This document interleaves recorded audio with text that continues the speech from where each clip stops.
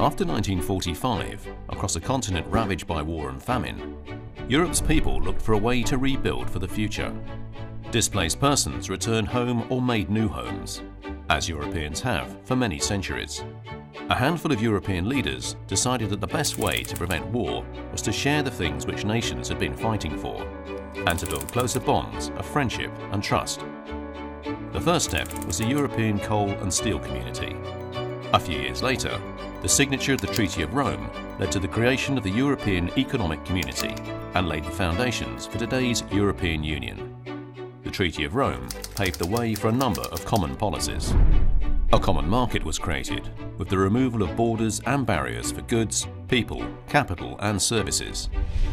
This allowed cross-border trade to flourish, making war between neighbours simply unthinkable, and generating prosperity and opportunities for millions of European citizens which they had not known before.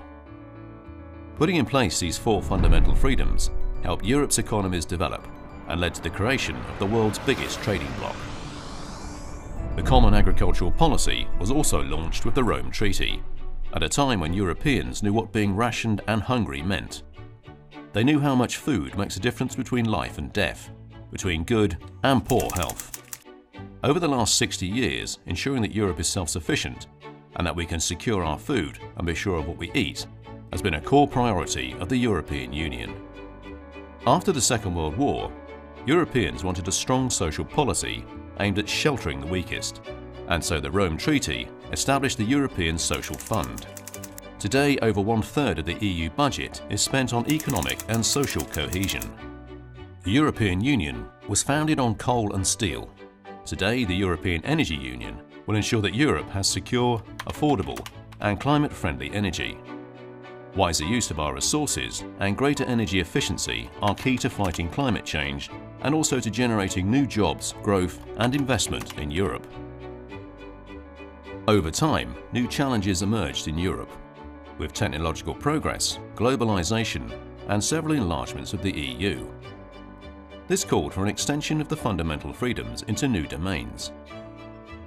In May 2015, the Commission launched a strategy for creating a digital single market, providing people and companies with better personal protections online and creating the right conditions to maximize the potential of the digital economy. In 2016, the President of the European Commission, Jean-Claude Juncker, called for a European pillar of social rights in the euro area to address crucial social challenges, including poverty and income inequality.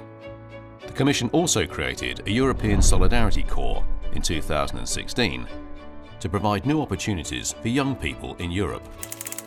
Over its 60 years of existence, the Treaty of Rome has evolved with the European Union, and new treaties have been needed to keep pace with its growth and development. The history of the Union that has been formed under the guidance of this treaty is of an unprecedented nature in Europe. We are looking back on over 70 years of peace, which our continent has never known before. The journey has not always been smooth. It is a story of individuals and their lives.